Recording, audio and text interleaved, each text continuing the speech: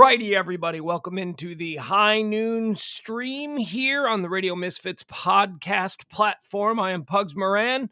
This is the first of two streams that I do every day. I do this one, high noon. We cover trending topics, hot topics, headlines, current events, pop culture, anything that's actually happening in the world.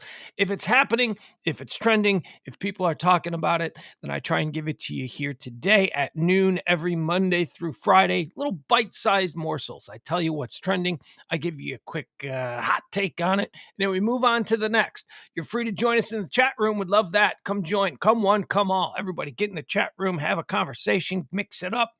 When I say mix it up, I mean everybody in the chat room gets along pretty well, but that also may be a direct result of the fact that we don't have hundreds and hundreds of troublemakers in there. We've just got a very loyal and well-behaved core group of chatters, and I appreciate each and every one. Hi, Jeff. Jeff's here. Byron's here. Okay, so we do this. This is the first one. The second show that we do is on Monday nights. It's called Pugs and Parker proudly present Pillow Talk. And it's not just Monday nights, but tonight, Monday, it will feature Kelly Moore, my former partner. I hope we will. We were supposed to have her last week, but something came up. She couldn't make it last week. The Pillow Talk show, which comes on at 9 p.m., that airs every Monday through Thursday.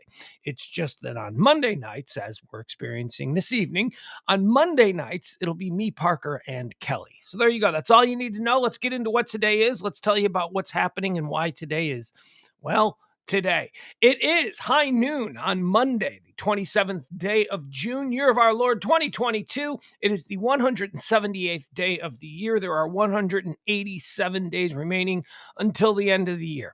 Let's check out what's happening on the National Day calendar, just to give you a rundown of all the things and, what you're supposed to be celebrating, what you're supposed to be commemorating, I don't know, whatever. It's the National Day calendar. This thing sucks, and I may not be doing this every day anymore. I don't know. I'm getting tired of doing it. Just there's nothing. It's National HIV Testing Day. May the 27th. HIV, cough. Very good. Is coughing a coughing part of HIV? I don't know.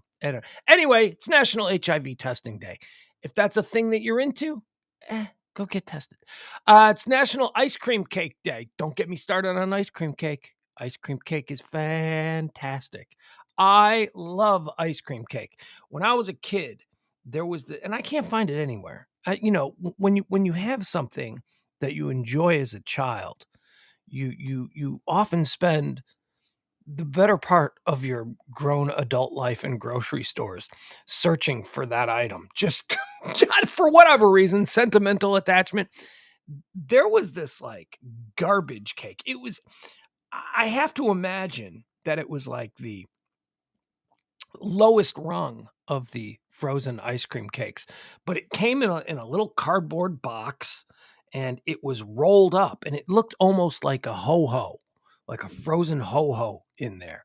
And it was ice cream, and it was cake, and you pulled it out and you sliced. I can't find that anywhere. I don't know what that is. Whatever that was, I had it like, I don't know, a couple of times between like 5 and 9. And now I can't seem to find it anymore. I don't know what that was. It was delicious. So happy National Ice Cream Cake. If you know what it is that I just described, let me know. And let me know where I can get it. Because I would love, it's probably terrible. It's probably, and maybe the 2022 version is terrible. Or maybe it was, I don't know. I just know it wasn't like an elaborate ice cream cake. It was just really good. It was just something that you just picked up by the other ice creams, and it came in a cardboard box. Like all ice cream used to come in. All ice cream used to come in a square cardboard box. That's it. And now they're all round, but they used to be square. It's National Onion Day. Do you like onions? I love onions. I'll take extra onions. I make no distinction between my onions either. I don't mind. White, yellow, purple. I don't know. All onions are good. It's National Orange Blossom Day. See if we can figure out what that's about. Starting to feel hiccups coming. This is a regular occurrence.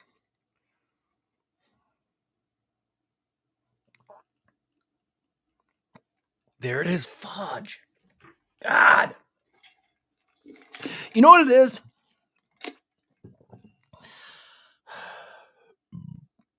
That was a burp. I'm sorry.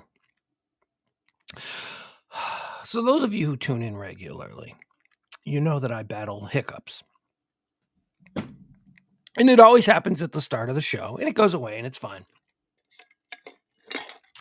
But here's the problem. Why does this happen to me? There we go again. I think it happens to me because I live alone most of the time. And I don't do much talking. Like I probably haven't said 20 words to anybody. I haven't seen anybody all weekend. I mean, I talk to my kid on the phone. But mostly I'm texting, watching TV, writing, reading, doing that kind of stuff. I may have shared a few words with the dog over the weekend. So I say absolutely nothing. And then I come here and I sit down and I start to do my stream. And all of a sudden, my rhythms are different and I'm talking differently. And then my body goes, hiccup time. So we gotta stop that from happening. Oh, we're still in it. It's National Orange Blossom Day on June the 27th. I don't even know. What is an orange blossom? It sounds delicious, but it also could be like just a flower. So I don't know. Let's see. National Orange Blossom Day is the 27th day of June each year. It encourages us to enjoy orange blossoms for the aesthetic beauty. Orange blossoms have been used in culinary dishes. It's a thing. See, I don't give a... So it's not like an orange. It's not like an orange with... Like an orange blossom to me sounds like orange with... I don't know, some like Cool Whip or something. I don't know. It sounds good. Whatever. Orange blossom sounds good. It doesn't sound like it's just like some stupid leaf. Which apparently it is. It's National PTSD Awareness Day. So if you've... okay. All right. Very serious stuff. PTSD. Be aware of it today. Oh, God damn it, won't stop! Take another drink of coffee. I'm fighting it. I don't want to put up with hiccups.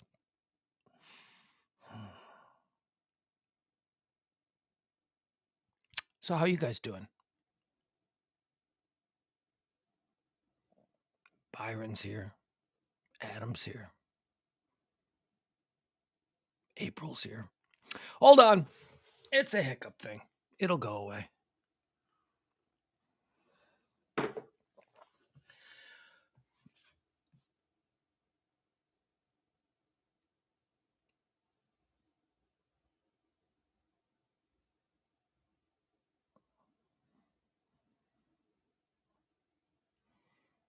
Oh, look at Jeff. I like Jeff letting me know. Jeff and I like meat. He's letting me know about the pork deal going on at Kroger.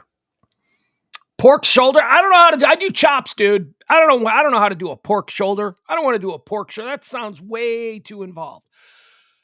All right.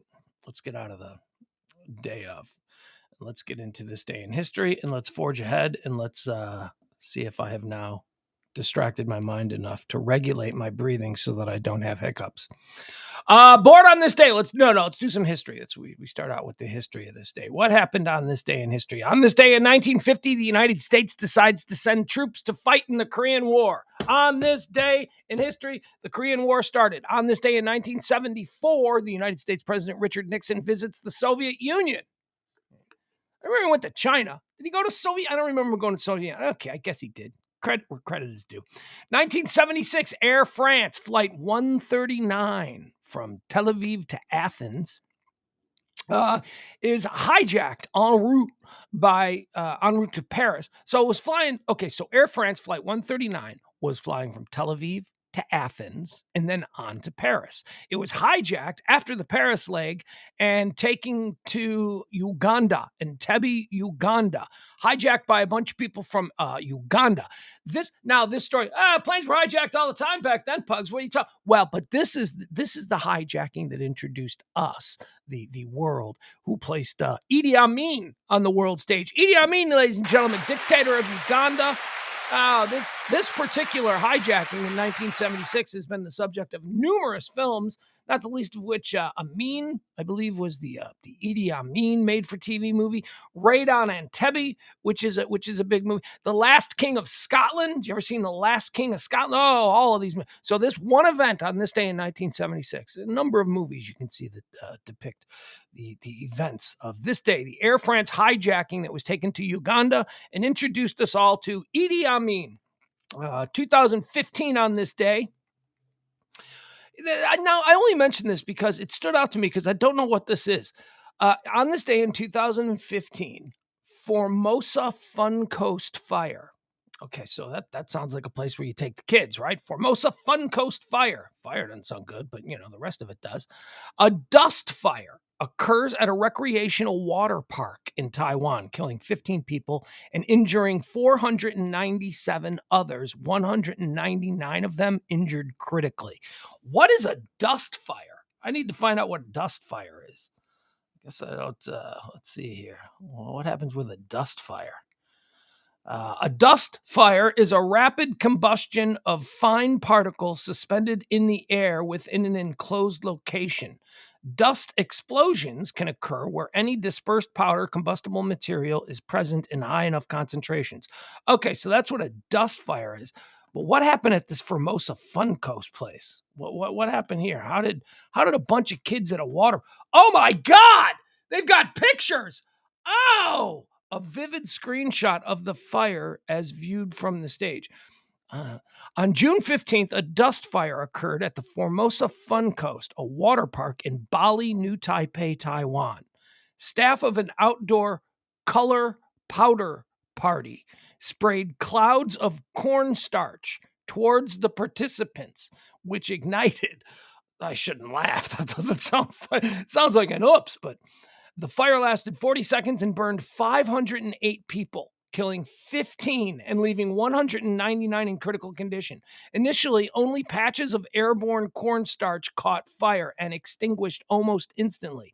But the staff sprayed carbon dioxide fire extinguishers towards the participants, which, compounded by the running of the participants, dispersed the airborne cornstarch into multiple dust clouds, responsible for most of the burning. The dust fire was widely misreported to have been an explosion. What? All right, a little background. I'm sorry, I'm interested in this now. The Color Play Asia party was inspired by the colored powder used in the Hindu religious festival Holi, also called Festival of Colors, which is celebrated in India, Nepal, and other countries with large Hindu populations. In August of 2013, the first Taiwanese color party took place in Sichuan City. It was organized by the same event company that organized the Color Play Asia event. Okay, so the one that went bad. Same people. On June 25th, 2015, the Color Play Asia party was held at the Formosa Fun Coast Water Park. Party goers were singing and dancing on the stage, which holds up to 1,000 people. Other partygoers danced in a drained pool nearby. Drained? So there was no water? The water could have come in handy during the fire, I would think. The concert organizers deployed colored cornstarch powder in the festivities. The method of powder application at the concert created, quote, an extremely dense dust cloud over the stage and its immediate vicinity. People near the stage were standing almost ankle deep in colored cornstarch powder, and the powder was repeatedly suspended into the air using air blowers, as well as compressed gas cannons. All right, so they got all this colored cornstarch, and they're just blowing it through the air, and they're blowing it on everybody, and everybody's getting colored in this like crazy colored cornstarch, and then it ignites at about 20:30. So what would that be? That'd be 12. I don't want to do military math. Okay, so 3.5 hours before midnight. So what is that? 9:30? 8:30? I'm doing math now. I don't know, whatever. Like, so 8:30, 9 o'clock, 9:30, whatever. At about 20:30, a large deflagration occurred when a cloud of colored powder ignited after being discharged from the stage onto the crowd. So at some point, they blew out a whole bunch of like powder, like out onto the stage, but it came out like a flamethrower because it ignited. So it went, whoa. And now these people are already covered in this stuff. So now they're getting a full-on flame. About 2030, a large deflagration occurred when a cloud of colored powder ignited after being discharged from the stage onto a crowd of about 1,000 people. Some of the crowd breathed in the powder, causing respiratory problems. Many people were taken to hospitals. Okay, so yeah, oh boy, okay. Just young people being dumb. Young people in the unregulated Far East just having fun, just doing what they think Americans would do, and then they all burn up. All right, that's pretty heavy. I don't like that. That was in 2015. 15 people were killed, but 497 others were injured, and 200 of them were critically injured. So that was like I'd never heard of that before. I'd never heard of a dust fire. I'd never heard of the Formosa Fun Coast incident. Dance. I have a Google alert for dance parties gone bad, and I did not see that.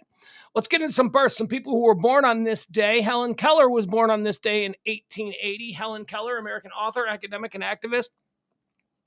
I've often wondered how. I saw a picture the other day. This is the other day there was a picture circulating online. Circulating on Twitter, going around on Twitter. It was a picture of Helen Keller meeting Charlie Chaplin in like 1920 or something like that. So I was on this day in 1880 that Helen Keller was born. So she was probably about 40 years old. And Helen Keller was I guess this is my question. My question is, why do we know who Helen Keller is? What she was an author and all of that stuff. There were a lot of those people around. But why is Helen Keller? She was blind, she was deaf, and she couldn't speak, right? Wasn't that her thing? So, I mean, but aren't there a lot of people like that? I mean, is it because she wrote was she the first to write a book? Was she? I don't know. I mean, look, hey, to Helen Keller, God love you. I mean, look, better human being than I am sure. I would have given up, but I never really got. I'm like, okay, so why? There's a whole bunch of people who have all kinds of handicaps and things that God forbid any of us be stricken with, and how would we deal with that kind of lifestyle? But I never really understood why Helen Keller was like the one. She's the one. Let's make her the one and ignore everybody else. On this day, born on this day in 1927, Bob Keeshan. Bob Keeshan was born on this day in 1927. He died in 2004. I asked my kid the other day if he knew who Bob Keeshan. Actually, I didn't ask him if he knew who Bob Keeshan was. I asked him if he knew who Bob Keeshan is famous for being, and my kid had no idea. Bob Keeshan was Captain Kangaroo. Captain Kangaroo was like the Pepsi to Mr. Rogers' Coke, right? If you were a kid, if you come from the 80s like me, and you were a little kid in the 70s, you knew Mr. Rogers, he was your dude, and then Captain Kangaroo, he was the other one. He was the guy. Bob Keeshan, born on this day in 1927, Captain Kangaroo. My kid has no idea who Captain Kangaroo is. He's 13. I bet you my kid I wonder if my kid has any idea who Mr. Rogers is. I don't know. My kid's pretty smart. Like, my kid knows, like, pop culture stuff. Like he knows, like, for instance, he knows who Charlie Chaplin is. I just mentioned Charlie Chaplin, and he would know who Charlie Chaplin is, and I'm not sure that other 13-year-olds would necessarily know who Charlie Chaplin is. So maybe he knows who Mr. Rogers is. I don't know, but he definitely didn't know who Captain Kangaroo was. Born on this day in 1930, Ross Perot, American businessman, politician, North Texas guy. There was a period in my life where I hung out for, I don't know, I guess I'd still consider him a tangential friend, someone I haven't seen in a while. His grandson, I knew his grandson. We used to hang out. We used to run around for, I don't know, probably a couple of months back in 2005 or something. I don't know. Whatever. Haven't seen him in a while. Don't even know what he's up to. But yeah, there you go. So happy birthday, Grandpa Ross. Ross Perot, born on this day in 1930. Born on this day in 1958. This is for me. This one's for me. Sometimes I do one for you. Sometimes I do one for me. This one's for me because you might not know who Lisa Germano is. But Lisa Germano is celebrating a birthday. Lisa Germano, American singer, songwriter, guitarist. I have seen Lisa Germano probably a dozen times. Nah, not that much. Well, it depends. If I go, Lisa Germano first came to my attention. She was in John Mellencamp's band. She was John Mellencamp's fiddle player. She would play violin and fiddle, and she played all kinds of instruments. But we had a radio station that I was a part of. We had a relationship with John Mellencamp, so he was always around. Not always, I shouldn't overstate it, but you know what I mean? He was like a regular. Oh, Mellencamp's here. Okay, cool. Let's talk to Mellencamp today. So I got to hang out a little bit with Lisa Germano once after a Mellencamp show, and I just fell in love. Oh my God. Did I swoon over that? She was so cool. And then she ended up having a solo career, kind of like on the indie scene. You know, she broke out as like back in the Liz Fair, Veruca Salt, Riot Girl days, you know, that kind of a thing. She had an album in the early 90s called Geek the Girl that was very, very well received. I believe it made like a number of like best albums of the 90s lists. So happy birthday to you. Born on this day in 1958, the super talented Lisa Germano, American singer, songwriter, guitarist, composer, born on this day in 1958. Born on this day in 1966, J.J. Abrams, American director, producer, and screenwriter, Bad Robot Productions. Anytime I'm watching something and I see that Bad Robot card come up, you know, where it says Bad Robot Production, oh, we know we're in for a ride. We know that's quality. For me, Bad Robot is quality. J.J. Abrams, happy birthday. Is J.J. Abrams Bad Robot? I just started saying all that, and now I'm not even entirely certain. I think I just assume it is. Could I be wrong? This is what self-doubt does. Self-doubt makes you... let's see. Holy cow. You know what? We could totally do a J.J. Abrams draft. I didn't even think about this. Bad Robot. Yeah, he's Bad Robot. Okay, just wanted to make sure. Before I start, you know, going on and on about how great Bad Robot Productions are. Born on this day in 1975, Tobey Maguire. Tobey Maguire, one of the Spider-Men. I like Tobey Maguire. Because I love the movie Wonder Boys, which is so good. I liked him as Spider-Man. I mean, I guess that's really it when I think about stuff that I know Tobey Maguire from. But I have a favorite movie, kind of like a sleeper favorite movie that maybe many of you haven't seen. It's called Molly's Game. It stars Jessica Chastain, and it is the true story of a girl who ran an underground poker game, an underground card room for Hollywood celebrities and, you know, big baller, big games, you know, big money games for high worth people. And they had a number of actors portrayed in the film Molly's Game. They just changed their names. But if you did a little research, you can find out like who plays this person, who plays that person. And one of her most difficult poker playing clients, one of the most reprehensible on-screen depictions of a Hollywood piece of shit you've ever seen, was this guy in this movie, Molly's Game. This guy was supposedly portraying Tobey Maguire. So when I think about Tobey Maguire from Wonder Boys and I think about Tobey Maguire from Spider-Man, I think, I kind of like that guy. And then I think of how he was depicted in Molly's Game, which is supposed to be a true story. I'm like, oh, that guy's a dick. So I don't know how I feel about it. I don't know how I feel about Tobey Maguire. All I know is that it's his birthday. And Wonder Boys, if you haven't seen the film Wonder Boys, Wonder Boys and Beautiful Girls are the two movies that make my top 5 favorite movies of all time list. Beautiful Girls and Wonder Boys. And people are always like, well, why did they make it? I go, because they mean something to me. That's why, because I don't know, because I see these movies and they connect. Tobey Maguire, star of Wonder Boys, with Michael Keaton and Katie Holmes and Frances McDormand, and who else is in there? Robert Downey Jr. Wonder Boys, fantastic film. Tobey Maguire, happy birthday. Born on this day in 1984, Khloe Kardashian. She was born today. It's her birthday. It's Khloe's birthday, American model, businesswoman. It says radio host. I'm like, oh, just stop it. What? The radio host? But truthfully, I get upset because I'm very protective over the title radio host, because And I know completely that this is a delusion on my part. I like to think that, no, I'm a radio host. I went through it all. I had to be an intern. I had to work for free. I had to produce. I had to work my way up. I had to work on holidays. I had to do overnights. I had to work mornings. I had to, you do all these things. You're like, I am a radio host, not Khloe Kardashian, who they just dropped into a studio and said, talk when we point at you. That is not a radio. But here's the thing. It is a radio host. See, it's like, I think we people in radio, I think that we build up what we do, because here's the truth. Every time you sign on, go back 20 years, every time I sign on to a radio show, I'm on the show, I hit the microphone, I start talking. We have to convince ourselves that what we're doing is special, and what we're doing is not special. What we're doing is really easy. It's not hard to do. Literally anybody with a personality who can sit in a chair for 3 hours and just talk with their friends can do what a radio host does. So we fabricate this thing. No, we're professionals. There's a skill to this. No, there isn't. Streaming has proven. The millions of people out there is talent everywhere. Maybe unrefined as to the standards of modern broadcast radio, but still, so what? You can fix that.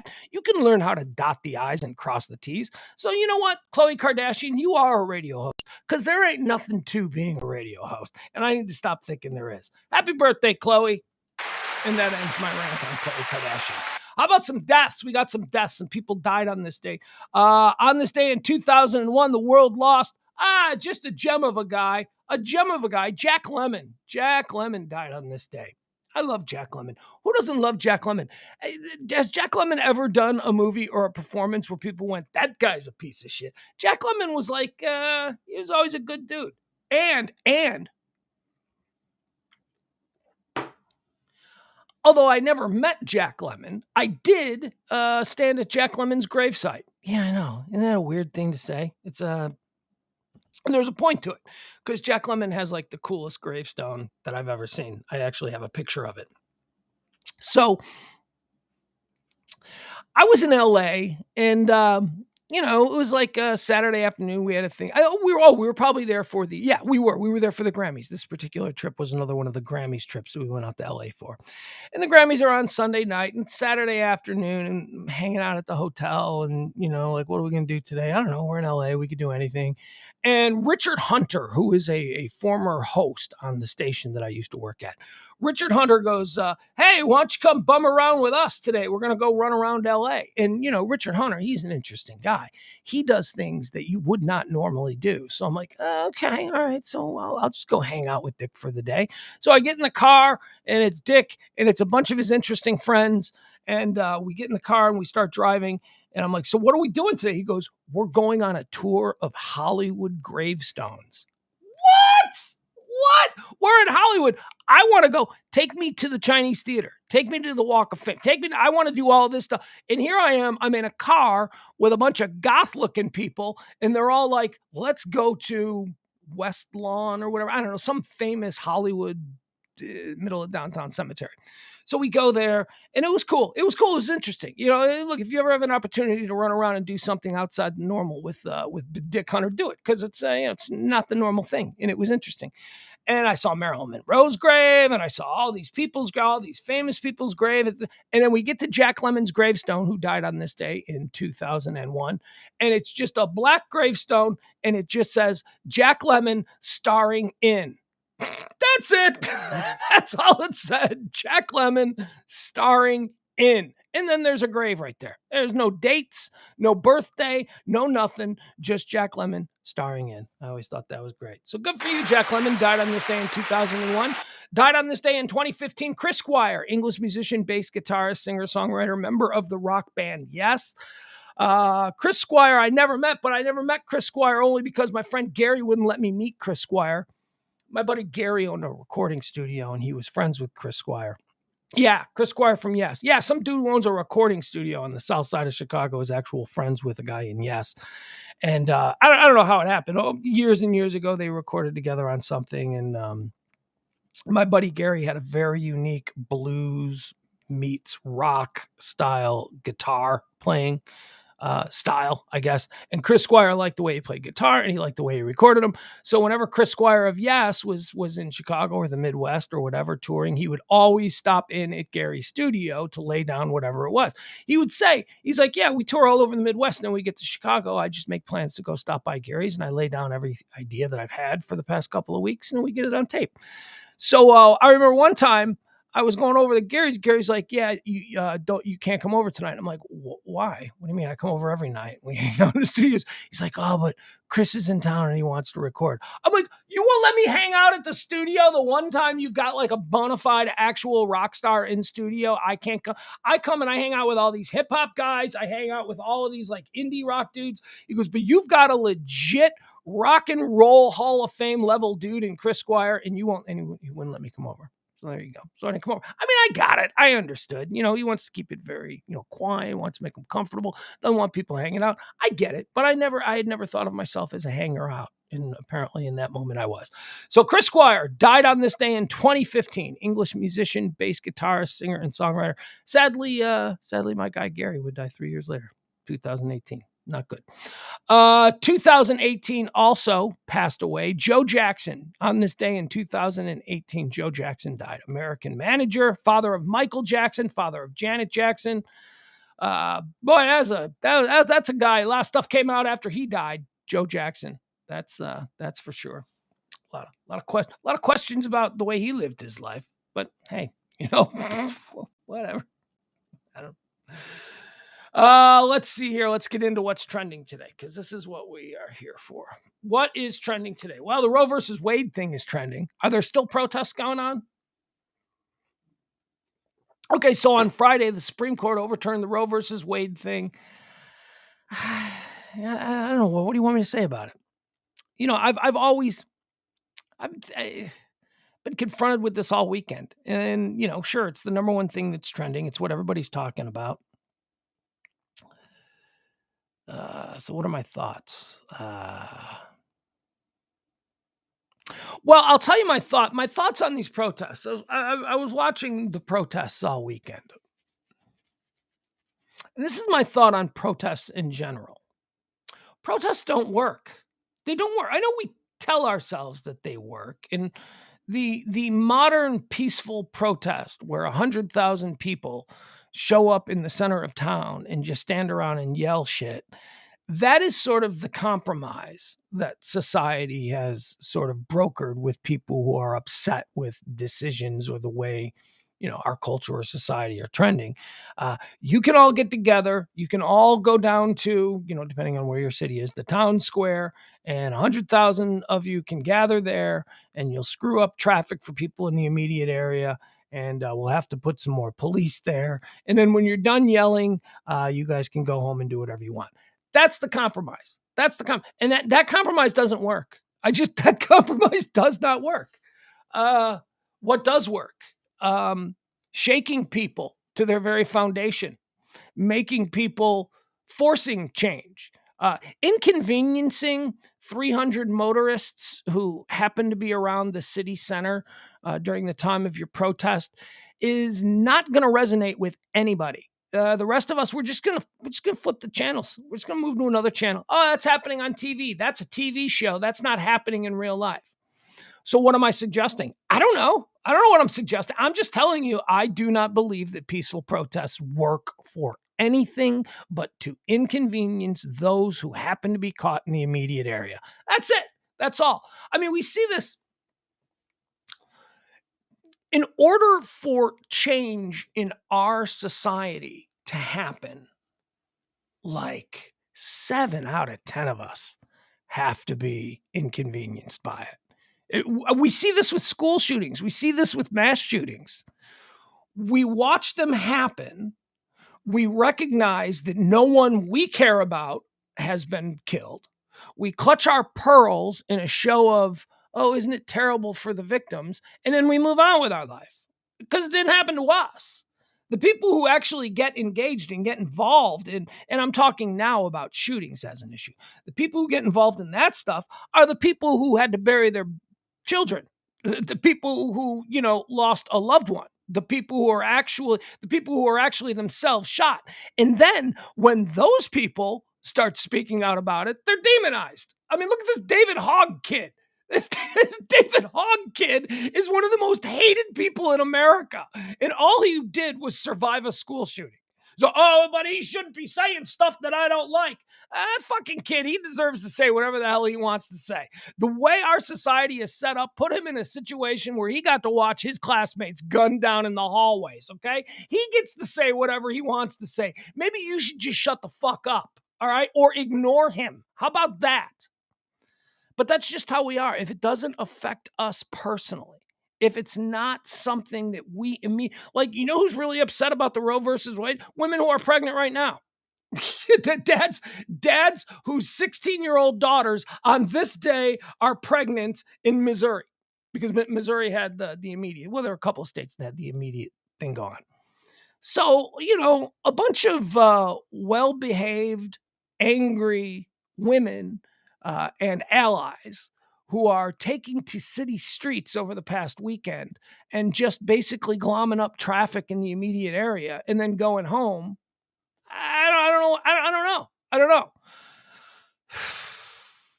So, what are my thoughts on this whole thing? I've been consistent about this. I'm a guy in his 50s. Okay. I'm glad my crazy young making bad sexual decisions days were covered with Roe v. Wade. But here I am. I'm probably not going to need the services of an abortion doctor anymore for emergency purposes. I mean, I got a son. I mean, I guess that, but it changes the conversation. Got to have with the kid. Changes the sex conversation.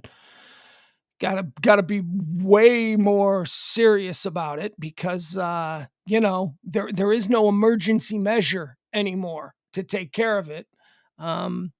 But my thoughts at this stage of my life is that the abortion issue needs to be settled among the women. And not even all the women, you're not gonna get like 100% of the women to agree on anything. I mean, God knows that's not gonna happen. But even if I could see like it was like 8 out of 10 women, maybe then I'd be comfortable offering an opinion. But I see this as a female body issue. I cannot become pregnant for 6 months. I cannot have my entire life altered because of something that is occurring with my body in this area. I mean, I could grow a tumor, right? I mean, that'll certainly alter more than 9 months. But what I'm saying is, and I look at women out there. And I don't think this is going to change. I think that this is probably going to sit this way for a very long time because the women are not all on the same page on this. If women can agree, again, here we go. But if even like 8 out of 10 women, 7 out of 10, I'll go 7 out of 10 women. If 7 out of 10 women can agree, then things will change. They will have to. It'll just be an untenable situation but it's not that. It's like 50-50. Now I know, the national averages says 6 out of 10 Americans disagree with this decision. Yeah, that's only 6 out of 10. If it was 5 out of 10, it'd be equal. I mean, 6 out of 10 Americans have a problem with this. Okay. Get back to me when it's 8 out of 10, because ain't nothing ever going to change with 6 out of 10. So I don't know.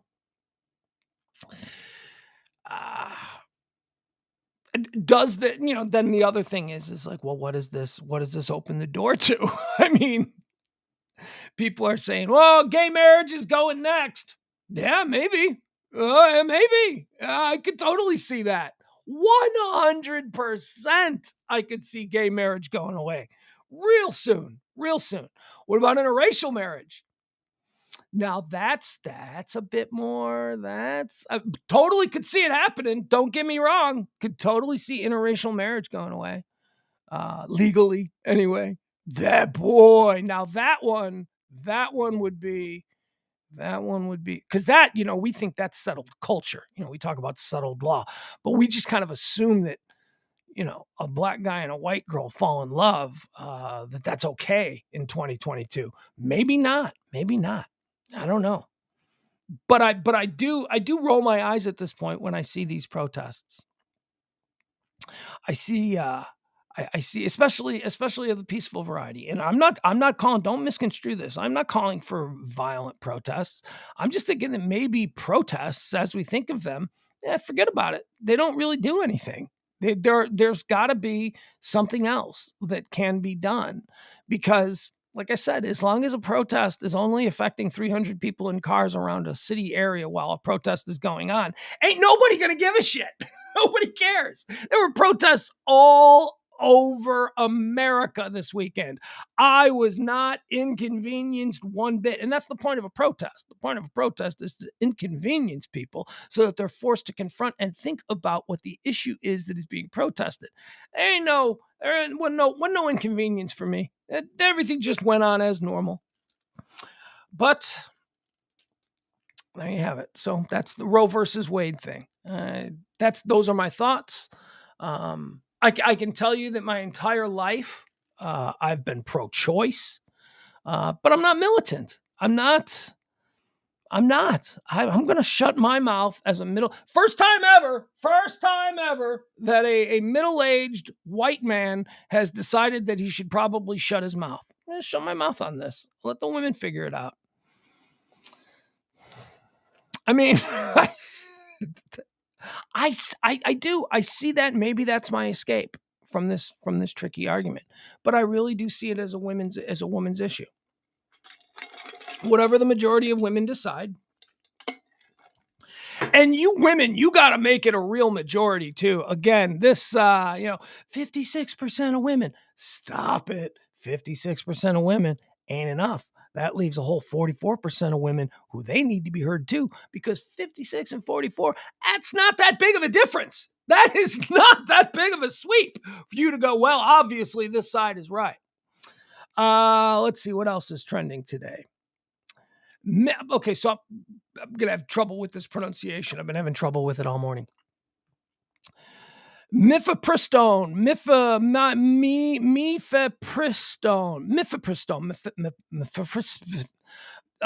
the abortion pill. Yeah, the abortion pill is what's happening next. Now that they've got the Roe versus Wade overturned, now they're going to move forward. There's a couple of other cases in the pipeline that will make the Supreme Court come up with them. Not now. You need to take the summer off. You got to go out there. Sotomayor's got a jet ski, all that kind of stuff. But during the next time the Supreme Court gets together, now we're going to move into the abortion pill and states' rights to ban access to the abortion pill, which is mifepristone or whatever. So that's a thing. The Supreme Court is also, boy, they're getting all the controversial ones out of the way here before they go for, I don't know what, Kavanaugh's big kegger fest that he has out at the lake every summer. They made a decision on the coach. We've been talking about the Washington State football coach, the high school football coach, who, here's his deal.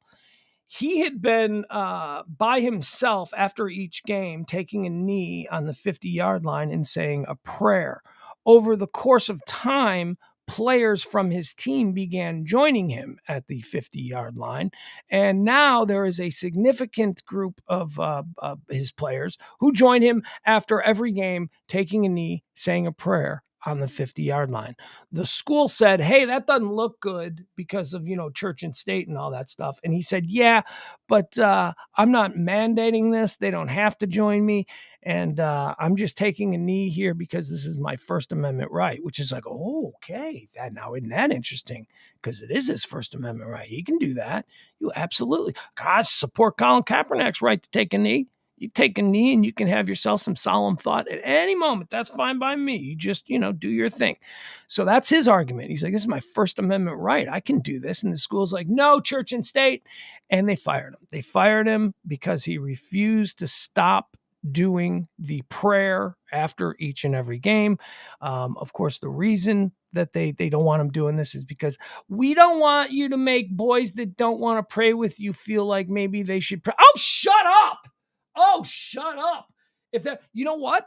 That is a life hurdle. That is a life hurdle for a young man. If a young man is on the sideline and he's conflicted about whether or not to join his coach in doing a simple prayer or not joining his coach and then possibly suffering whatever social scarlet letter gets placed on, that's a life hurdle. Learn to deal with that. That's good training. There's going to be a whole lot of situations in your life where you are not going to feel comfortable with whether you do or do not participate in something. So shut up with that.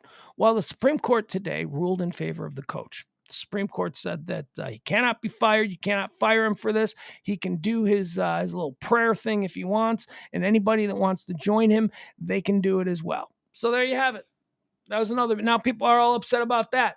Oh, so there's no separation of church and state. No, there's still a separation of church and state, but this is not exactly as cut and dry as you maybe present it when you just say you can't. This is about his faith. He did not order. If he had ordered all of his teammates to join him and do a prayer, if it was a part of an organized team activity or something like that, I could see that being a problem. But the fact of the matter here is that this guy has a long established record of doing it by himself.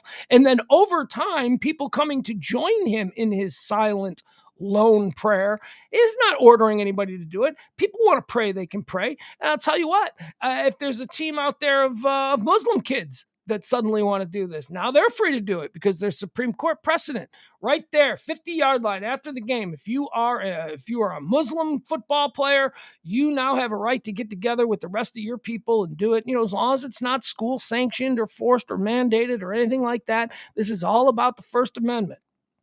Now, people who are upset about it are just people who are upset about stuff to be upset about stuff. But I can't believe, oh, shut up. Let people do what they want to do. If they're not bothering you. Oh, but it does bother me. How does it bother you? How does you filing out of a stadium at the end of a game, glancing peripherally and seeing the coach of your team and some of your players saying, how does that bother you? If it bothers you, you're an asshole. Because, you know why it doesn't bother me? Because I look at it and I go, oh, good for them. They have something.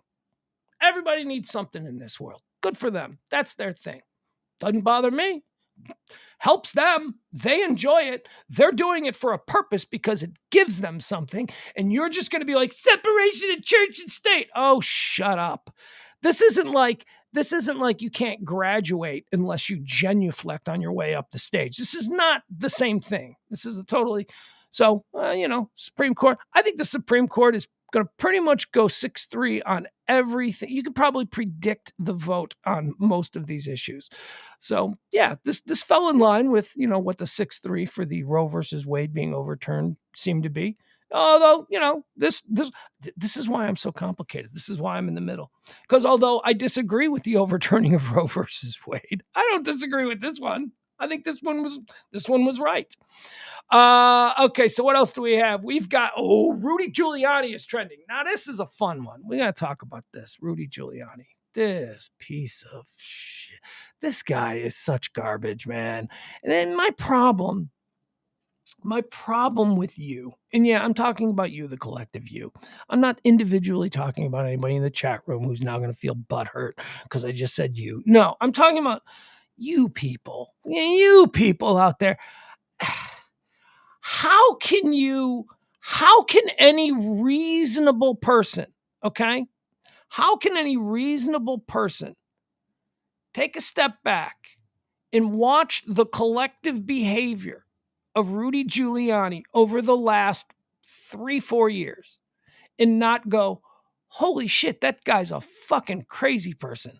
That dude has zero integrity. That dude has, you can't believe a damn thing that comes out of his mouth. He lies. He makes stuff up. Rudy Giuliani is one of these guys who understands that the people that he is talking to are stupid. Rudy Giuliani is not stupid. He's not a stupid man. He's a smart guy. He's a smart guy who made it to a certain level. He probably had dreams of being even more grandiose in his final accomplishments here in life. Maybe Rudy Giuliani thought that he was going to be president. Who knows? But he's now an 80-year-old man, and he's starting to look at his life, and he's saying, you know what? I want more. And he made some really sketchy decisions over the last couple of years that have not only completely destroyed whatever reputation that he had. America's mayor, 911, America's mayor. He was just the guy there when it happened. I don't know what he did. He didn't fight back the terror. He just showed up. America's mayor. Look at him. He's on the phone at the ruins of the World Trade Center. He's America's mayor. He just showed up. He was mayor. He was the dude on duty when that happened. And then suddenly he's America's mayor. Shut up. So whatever. The guy has gotten weird. I mean, whether it's, does he have a drinking problem? Who knows? Whatever. He does seem to be intoxicated a lot of the time. He makes mistakes that would suggest there's not a lot of attention to details, which may or may not be caused by his alcoholism, borderline insanity. I don't know what's going on with him. Whatever. Mistakes, small, stupid mistakes. Like everything that he puts out has spelling errors. It's like these kinds of things. He accidentally booked a press conference, not for the Four Seasons Hotel where he thought it was going to be, but at the Four Seasons pool repair company. And then they went through with the press. Do you remember that? Do you remember the press conference out in front of the pool landscaping company because they had put out that it was at the Four Seasons and Rudy thought it was at the Four Seasons Hotel, but it turned out they accidentally booked it at the Four Seasons lawn maintenance. These kinds of like ridiculous small time amateur con man mistakes that keep getting made. The Borat thing. Remember the Borat movie where he thought he was going to have sex with that girl? That didn't even register. That was like a story for 2 days and we all went, oh, that Rudy. No, that Rudy was videotaped going. Come on, man. The guy is a clown show, an absolute clown show. So late last night, it started to trend, and it's still trending today. Rudy Giuliani was assaulted, all right? The story was that he was punched in the face. This is what the news was last night. Rudy Giuliani, while campaigning for his son, Andrew Giuliani, who was running for governor of New York, not a chance in hell, but still they're out there pounding the pavement. God love them. He's in Staten Island campaigning for his son, Andrew Giuliani, and somebody at the grocery store in Staten Island walked up and punched Rudy Giuliani in the face. No word on his condition. He is said to be doing fine. Those were the reports as they were first put out by the Giuliani campaign. Those reports came from the Giuliani campaign. They were picked up by all the major news media. They were picked up by CNN. They were picked up by AP, the New York Times. Everybody put that story out last night. Giuliani was attacked by Antifa thugs. That's right. That started to trend right along with it. Antifa thugs attacked Rudy Giuliani at a grocery store in Staten Island. That was the story. Here we are today with the video of the attack. We have the attack. All right. Are you ready for this? All right. Hold on. Let me see. All right. Here's the video. Let's watch Rudy Giuliani being mercilessly attacked by Antifa thugs. All right. Okay. At a grocery store. This is why why are we allowing this to happen? What? All right. Here we go. All right, so there we are. All right, so here's what we're looking at here. This right here, this guy in the middle with his back to us, this is Rudy Giuliani. And he's talking to some dopes. Who knows what these people, stupid things these people are asking. All right, so let's watch. Here is the attack that occurred on Rudy Giuliani by Antifa thugs. There it cut. That was it. Did you see it? Did you blink? That was it. Here it comes. Here's the attack. Here's the attack. Boom, right there. That's the attack. Rudy Giuliani was punched in the face by Antifa thugs. Here's the attack. Here we go. One more time. Boom. There's the attack. Oh, yep. And now he walks away, and now he talks some shit, and that's it. Now he's going to walk away, and there he goes. Once again, ladies and gentlemen, there's the attack. The attack on Rudy Giuliani yesterday at a grocery store. This is a snowflake.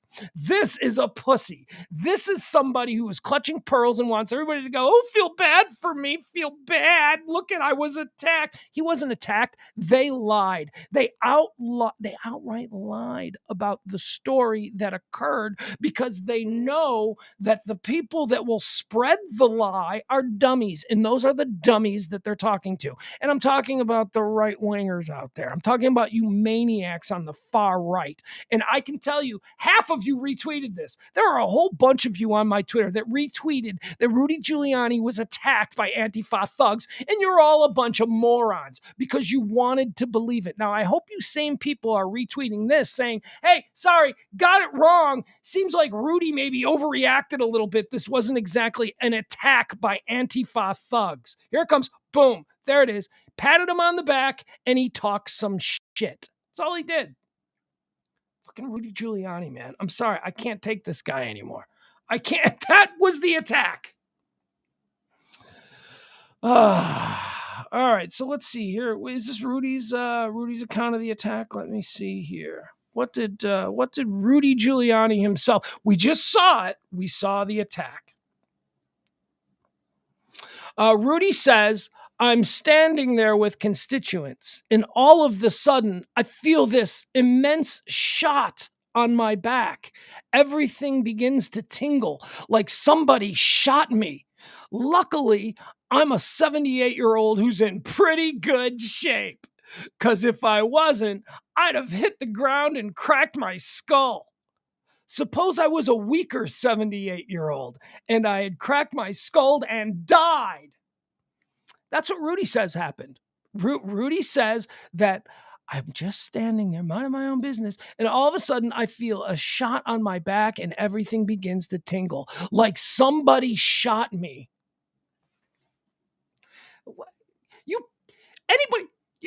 This is your hero? This guy's a pussy. This guy is a pussy. You saw it.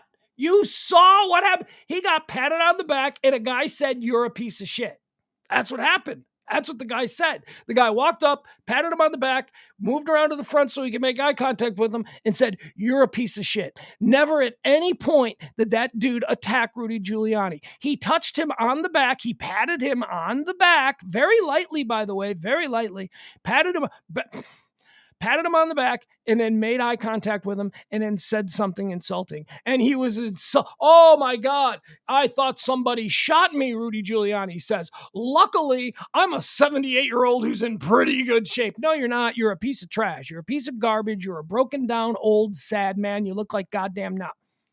He looks like Nosferatu. He does. I cannot tell you how disgusting Rudy Giuliani is. I was attacked by Antifa. I felt like I was shot. You know, if I wasn't in such great shape, if I wasn't just, I'm 78, but let's be honest, I look 38. I'm Rudy Giuliani. If I wasn't this guy, I was going to go after him. I was going to give him a little what for. No, you weren't. No, you weren't. You weren't attacked. A dude, Rudy, you didn't know that those security cameras were working, did you? You had no idea that camera right behind you filmed the entire thing when you went out and put out some bullshit story. Why? To elicit sympathy? Is that what you want, you little snowflake bitch? You want people to feel bad for you, Rudy? Do we need to feel bad for Rudy Giuliani? This guy is such a piece of shit. All right. Shopping mall is trending. This is a pretty rough one. Shopping mall in the Ukraine is trending because apparently, as of a few hours ago, the Russian military has began bombing a shopping mall that is filled with 1,000 people. The number of victims is impossible to imagine, President Volodymyr Zelensky states. Let's see. Ukraine said it feared scores of civilians might be dead or injured after a Russian missile strike hit a crowded shopping mall in the center of the country on Monday. That was just a few hours ago. More than 1,000 people were inside the mall at the time of the Russian rocket attack. The number of victims is impossible to imagine, Zelensky said. He added in a post on the Telegram messaging app, sharing video that showed plumes of gray smoke rising above the building. The apparent attack hit a shopping center in Kremenchuk, a city in the... See, here's the thing. Here's the problem with this. This is a very bad thing. So the civilians who are being bombarded are hiding out in certain places. This isn't like, it's not a shopping mall at Christmas, right? It's not like people were at the shopping mall going about their daily lives as normal. No, people were sheltering in the shopping mall because all the other areas of town were being bombed. And now the Russians are bombing the shopping mall where all of the individuals are.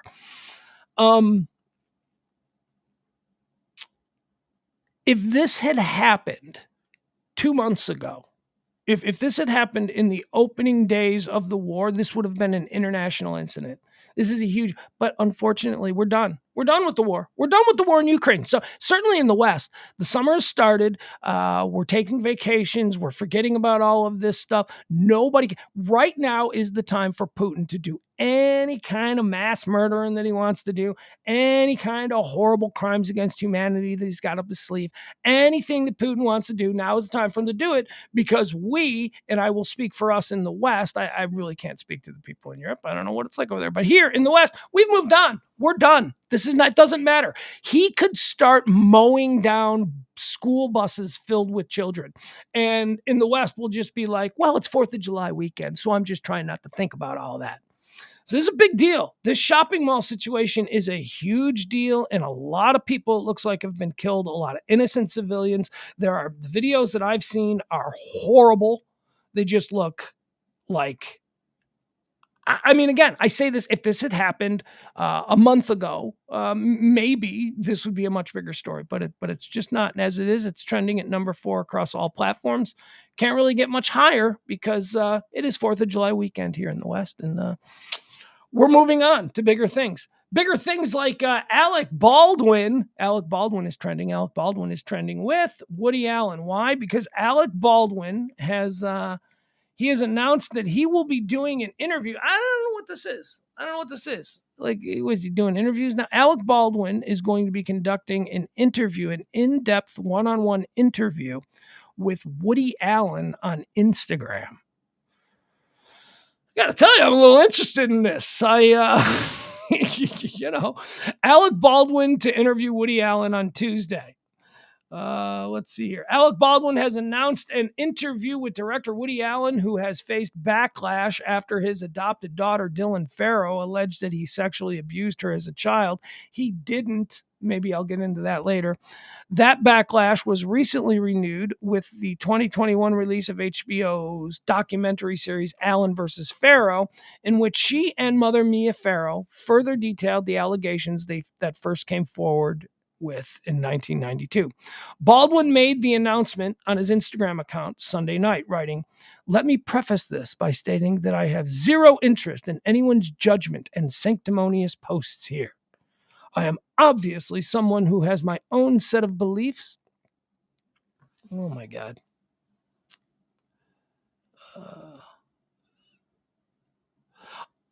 I am obviously someone who has my own set of beliefs and could not care less about anyone else's speculation. If you believe that a trial should be conducted by way of an HBO documentary, that's your issue.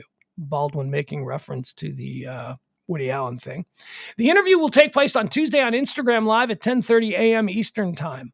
"I love you, Woody," Baldwin said in a video post. Instagram, I'm with Woody, Tuesday at 10:30. Be there. Allen versus Farrow included a never-before-seen home video of 7-year-old Farrow talking about the alleged assault shortly after she claims it occurred. During the Me Too movement, his 2019 film A Rainy Day in New York was dropped by Amazon Studios, and Woody's been through it. Baldwin has also been the subject of recent controversy. In October, he was holding a prop. See, this is like two train wreck dudes, two dudes who have been through some shit. They're going to sit down and they're going to talk about it. And I got to tell you, I'm going to watch it. I'm going to figure out a way to watch the Alec Baldwin and Woody Allen. If I have to follow both of them on Instagram, 10:30 tomorrow. What is that? 9:30 our time, Central Time. It's 10:30 East Coast. I'm going to watch it. I'm interested in it. These two are both very smart men, articulate men. They're good communicators, both of them. I am interested in seeing what they have to say to one another. Top Gun is trending. Top Gun is trending. Why is Top Gun trending? Well, because it's the movie that just will not die as we head into the 4th of July weekend. Top Gun is still the number one movie in America, and it is now passed Doctor Strange as the highest grossing film of 2022. What is the number? What is the number Top Gun Maverick is at right now?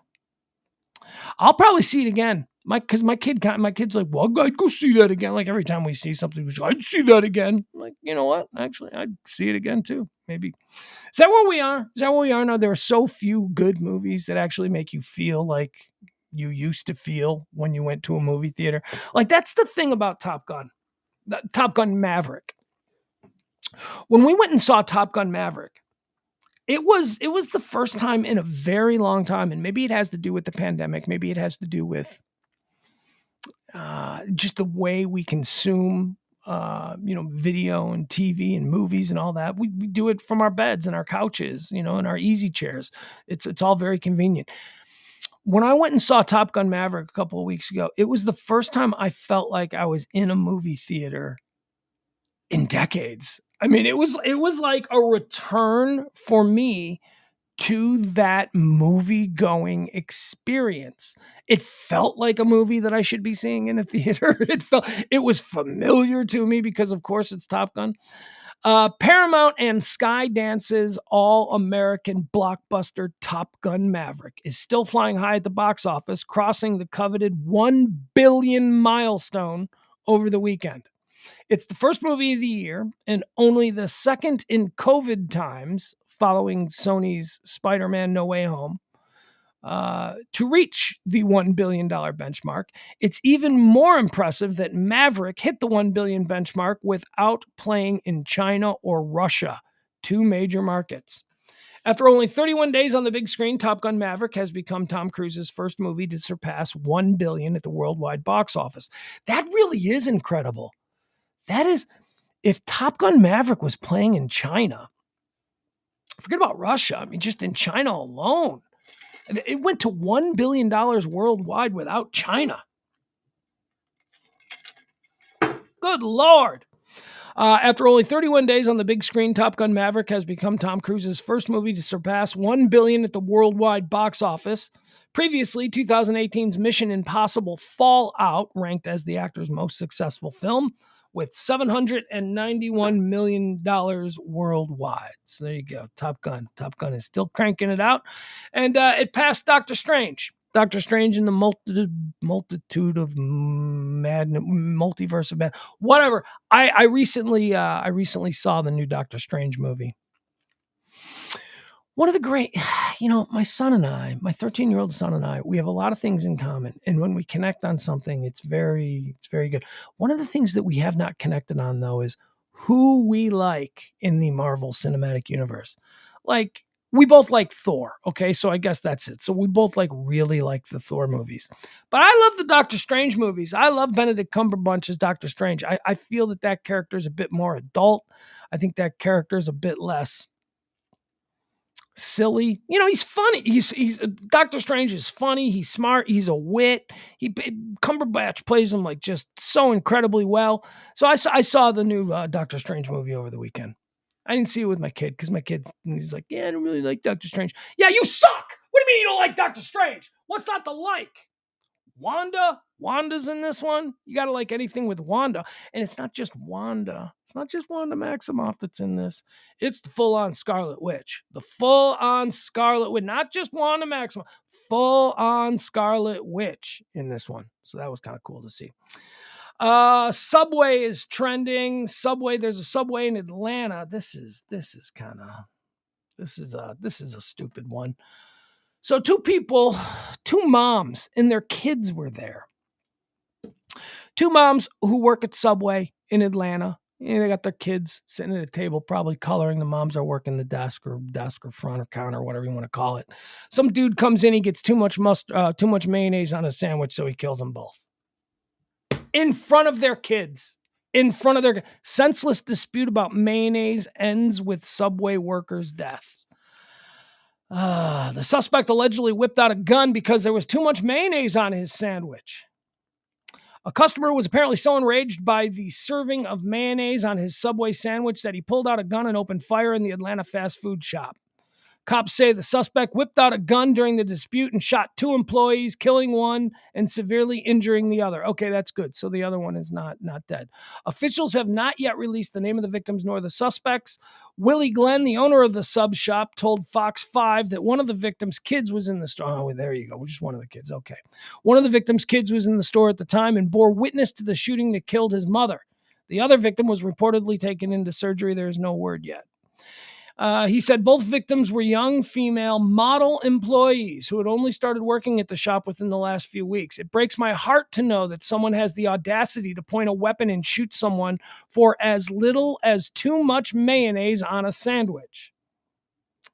Oh, my God. All right, so there you have it. Oh, what kind of a world?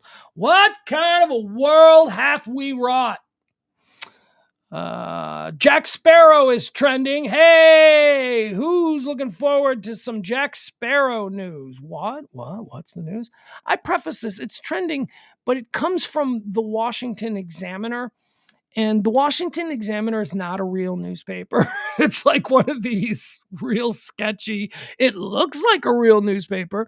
And when you see it floating around, you click on the article, it feels like a real newspaper, but it's not a real newspaper. There's only one real newspaper in Washington, D.C., and it's called the Washington Post. Okay? And the Washington Examiner is a far-right, MAGA kind of. So whatever, who knows if this is actually true, because I'm not seeing it being, well, actually, you know what? I could probably do this real quick. Let me see if it is true, because I usually don't do things with the Washington Examiner because I've been screwed over by them in the past when they say shit that turns out to not be true. Okay. All right. So, but are they? All right, so there are a couple of other magazines now that are actually reporting this, and this one is just from the last 20 minutes. So maybe the Washington Examiner got it right. Maybe they were just the one that I saw first. So Jack Sparrow is trending. Why? Because Disney is saying that they are bringing Johnny Depp back. Pirates of the Caribbean. He got fired like 3 years ago because of the Amber Heard stuff, and now they're saying, "Come on down, Johnny Depp. We want you back." $300 million. Yeah. Jeez. Embattled actor Johnny Depp is believed to be getting paid more than $300 million to return to the Pirates of the Caribbean franchise after getting unceremoniously dumped from the series in 2018 amid abuse allegations by ex-Amber Heard. This, according to a source close to Disney. It was apparently leaked to an Australian media group called Pop Topic. Close to alleged high-ranking Disney sources allegedly dropped the bombshell in a new interview with the Aussie outlet Pop Topic. The deal is reportedly for Johnny Depp to return as Jack Sparrow, the little leaking birdie claimed to the Down Under Entertainment website. The 59-year-old star had played the swashbuckling buccaneer in 5 Pirates movies over the last 19 years before Disney dropped him from the 6th and final installment in the wake of 36-year-old Heard's Washington Post op-ed, which Depp claimed defamed him as a domestic abuser. This reportedly caused the Edward Scissorhands icon to lose out on his $22.5 million payday, blah, blah, blah. All right, so whatever the deal is, it seems like one of the first new wrinkles in the post-Johnny Depp Amber Heard trial world is that Johnny Depp seems like he's going to come back. He's going to come back. He's going to play Jack Sparrow. He's going to do another Pirates movie. All the money that he lost now seems to be like he's going to recoup it in spades. So, he'll get another penthouse. He can now have 6 penthouses on the same floor. At the same floor. This guy's got 5 penthouses on the same floor of the same high-rise building. 5 of them. That's pretty cool. It's pretty cool, but it's also pretty extravagant. I mean, it's like you got all 5. Don't you want just maybe one neighbor up there? Just somebody to see, I don't know, maybe not. Debit holds. Debit holds is trending. Now, this is one that we probably all deal with from time to time. When you use your debit card at a gas station, maybe you put in like $20 worth of gas, and then you look at your balance or whatever, and they're holding on an additional 50. They do that. Like when you buy, fuel at the pump, there'll be a hold. It'll be a $50 hold because they don't know how much gas you're putting in. And sometimes it'll take like a day or 2 to get that hold released. It's ridiculous. It's really a pain in the ass. And it's why a lot of the times I just go in and swipe it. I don't need, just swipe it here. Let's be done with it. I don't need you holding on to $50. Debit holds on credit cards at some gas stations in America have now been risen to $175. So if you get $20, let's say you get $25 worth of gas, right? If you get $25 worth of gas, you better at least have $200 on that debit card. Because if you put that $25, they're going to hold $175 of your money. Oh, God. Pain at the gas pump goes beyond the high prices. Gas stations are also putting bigger holds, $175 on some customers' cards when they swipe.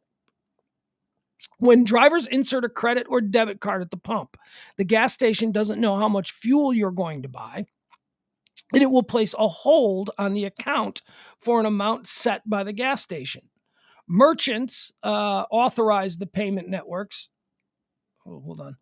Merchants then authorize the payment networks to lift the hold once the final total of the payment is determined, though the holds can take hours and sometimes longer to settle.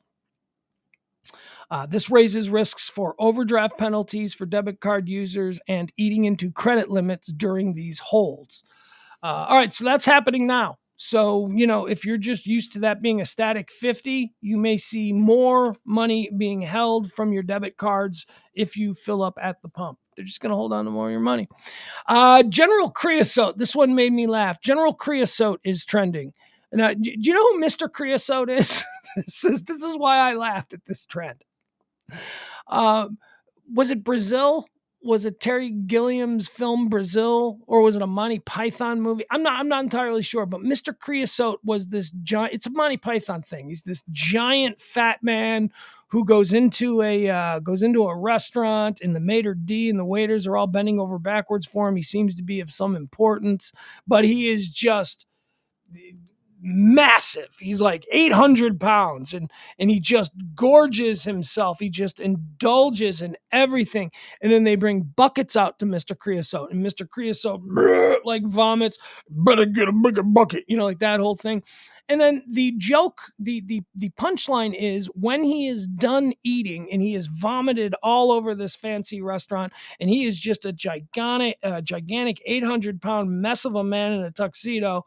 At the very end, the waiter comes over and says, would you like a breath mint? And Mr. Creosote, of course, takes the breath mint, the final breath mint, and the breath mint is what pushes him over the edge, and he explodes all over the restaurant. So that's Mr. Creosote. It's a Monty Python reference.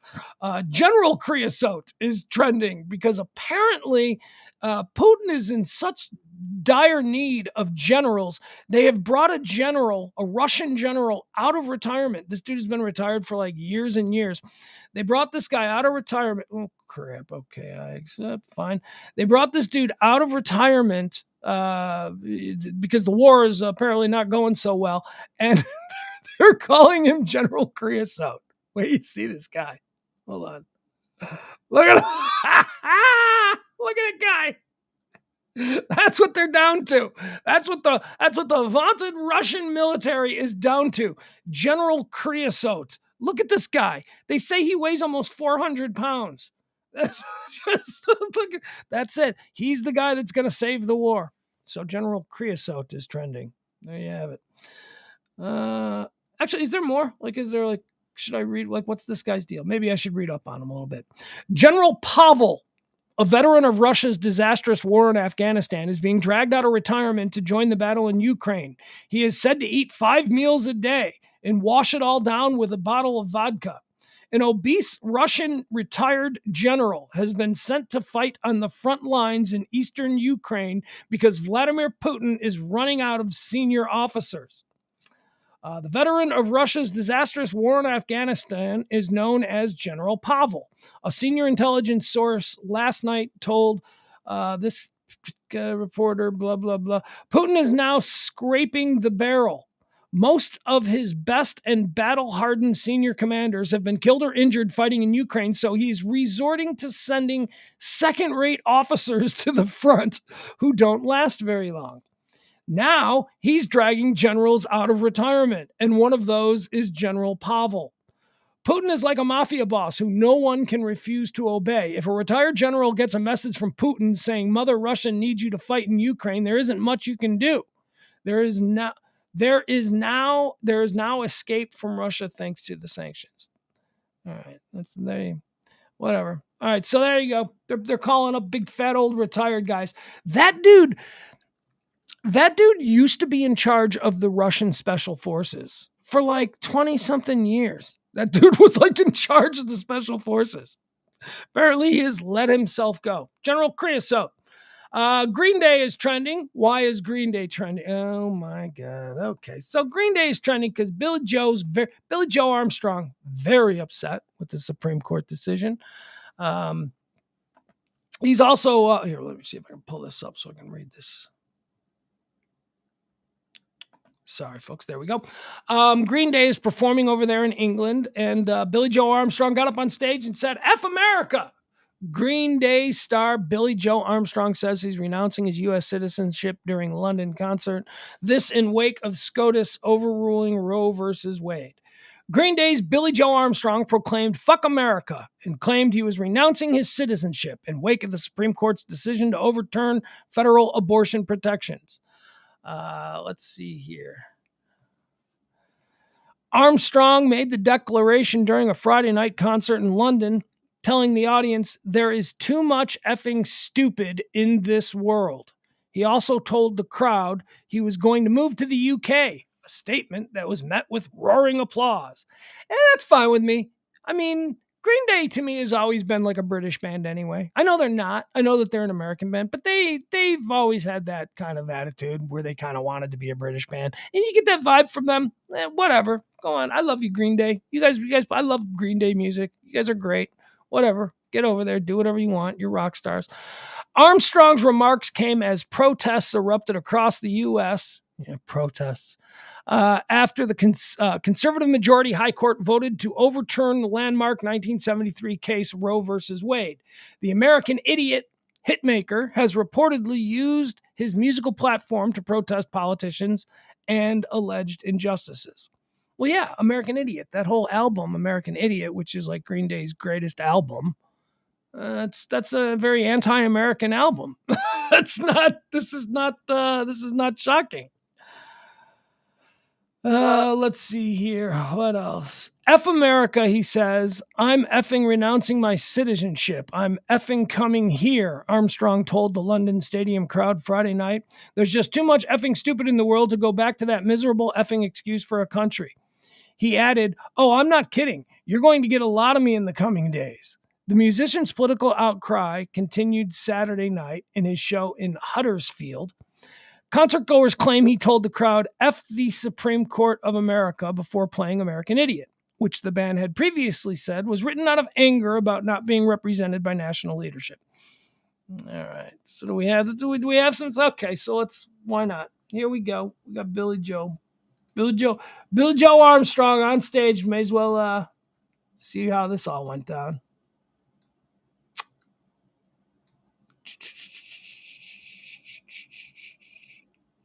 There we go. Okay.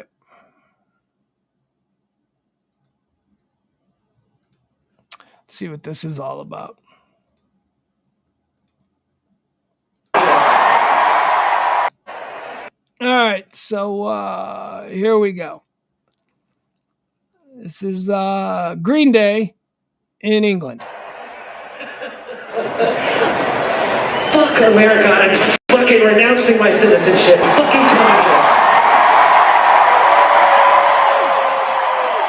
I just have too much fucking stupid in the world to go back to that miserable fucking excuse for a country.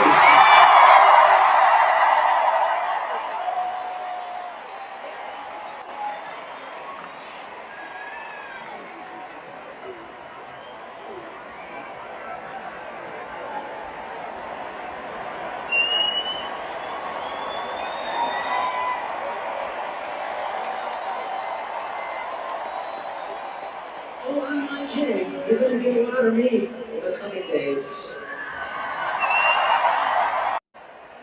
Alright, well, there you go.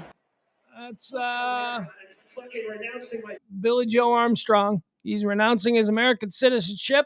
I'll tell you, if I was Billy Joe Armstrong, what the hell's he? What's he? I'm Billy Joe Armstrong. I can live anywhere I want. I'm a rock star. I got FU money and spades, and they do. They have that. Those guys are very wealthy. Yeah. I don't know about renouncing my citizenship or anything like that, because there's something to be an American that I kind of like. But I'd live in England too. I wouldn't be living here right now. If I had all the money actually I would, because my son is here. That's right. I always got to figure that out.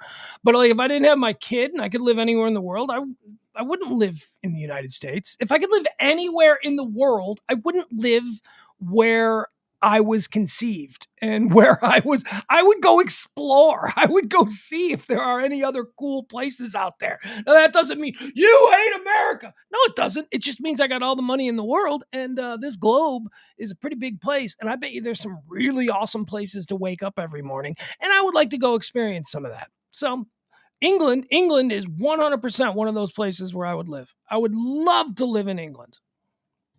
So there you go. So enjoy yourself, Billy Joe Armstrong. I don't give a shit. You haven't really put out a song that I've liked in probably 15 years. So, maybe get on that. Maybe, but, whatever. You're upset. You're a rock star. Rock stars are allowed to be upset. And not going to affect my day. Basically that Billy Joe Armstrong announcing that he's renouncing his American citizenship and going to be moving to England affected me. Knowledge of that affected me to the same degree that all of the abortion protests affected me over the weekend. Not at all. Not at all. Just moving on. George Michael is trending. This is fun. Okay, so George Michael. George Michael, I want Joe sex. He's been trending all weekend because apparently there's a new book out. Fell in a bit of a George Michael wiki hole yesterday. There's a new book out. This is coming from Page 6. Page 6 has him trending today. There's a new book out that documents the sad fall of George Michael, especially in his years following his breakup with Dallas artist Kenny Goss. Now, I bring this up because, many people know here we do the show at the One Percenter compound in beautiful Highland Park, Texas. George Michael of Wham lived kitty corner. I can open this window. I can see the hedge to George Michael's house. George Michael lived kitty corner from where we are right now. George Michael. That's right. The guy from Wham. He lived there. I go out for a jog and I always go by the Wham house. It's the Wham house. There it is. He lived there with his, I guess they were married. They said they were married, but I don't know if the gay marriage was legal back then. It wasn't. They were civil union married in England. But here, I think maybe they were just two gay dudes that bought a big ass mansion here in Highland Park.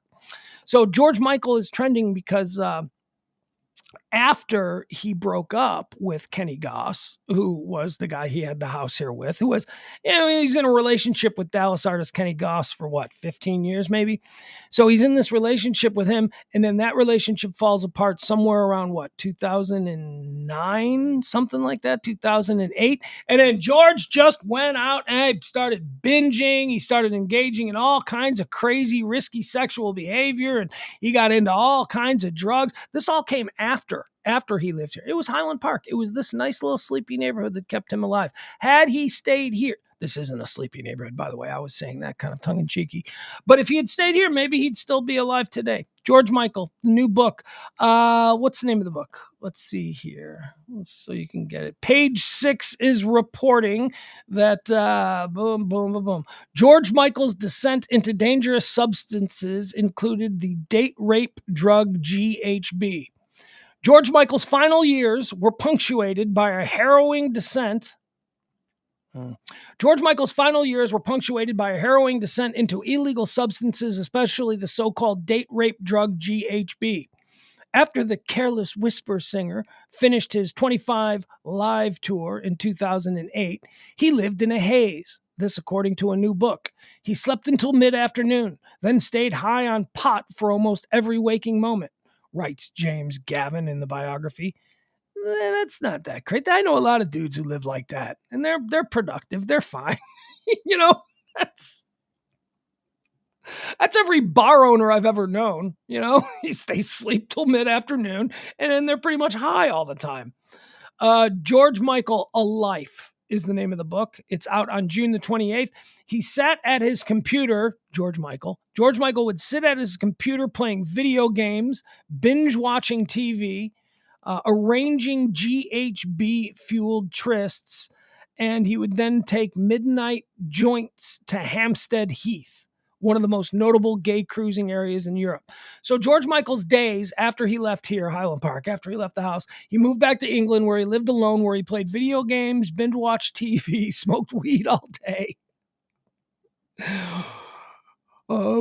Tried to hook up with gay escorts and stuff. And then at night he would get in his car and he would go to a gay cruising area and he would go hang out there. In September of 2008, the Wham frontman was discovered by police lurking in an underground men's room in Heath. After searching Michael, they found marijuana and crack cocaine. They then arrested him. Months later, he was arrested yet again after a car accident, and police found him drenched in sweat with gaping eyes and dilapidated pupils. It was the singer's 7th arrest in 12 years. God, he was a train wreck. His life, which is so weird because the guy he was married to here in Dallas, Kenny Goss, is not a train wreck. He's like put together. He's a successful businessman. He's serious. It's like, I don't know. Well, whatever.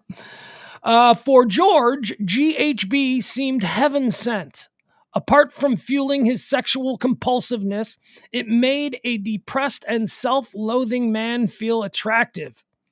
It brought joy where there was little. GHB gave him confidence, and with the most intimidatingly sexy escorts.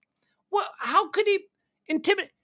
I don't care how intimidatingly sexy you are as a gay escort. You realize you're with George Michael, right? Okay, so why is George Michael the one intimidated by the sexy? I think, look, I should have been in George's life.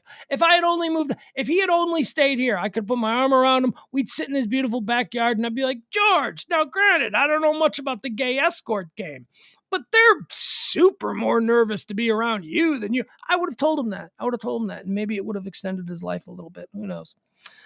What else is this book all about? Let's see here. The drug GHB also fueled Michael's on and off 9-year relationship with British adult film actor and escort Paul Stagg. Michael paid Stagg both for sex and for procuring his new drug of choice, GHB. They called it champagne. Stagg would deliver the drug in travel-sized shampoo bottles, and Michael would mix it with a glass of Coca-Cola. And then all of a sudden, Stagg recalls in the book, Michael would announce, "I'm ready now, let's go and have sex." George was mad on G, Stagg told The Sun years later. He was incredibly sexually active, and in his mind, drugs equaled sex, and sex equaled drugs. In February of 2006, the singer was found slumped in his Mercedes, which was stalled diagonally across a traffic lane less than 2 miles from his Regent Park home. So close. Didn't make it all the way home, George. When police banged on the window, Michael opened the door, semi-conscious, and began mumbling. A search revealed marijuana and GHB in his possession. A source told the Daily Mirror that officers also discovered sex toys. You don't bring your sex toys out of the house. Why? Who's bringing your sex toys out of the house? Sex toys, I don't have any. But if I had them, I would imagine sex toys stay in the bedroom. Maybe the dishwasher. Maybe. But, sex toys, you don't bring sex toys out of the house. A source told the Daily Mirror that officers also discovered sex toys, including a studded black leather fetish mask with headlight eyes and a zipper mouth. All right, I'm done. I'm done with the George Michael stuff. Man, I'm telling you. We all get one life. We all get one. And it is whatever we make of it. And it can be taken away like that. George Michael got his life and he ran with it. He just... Whatever.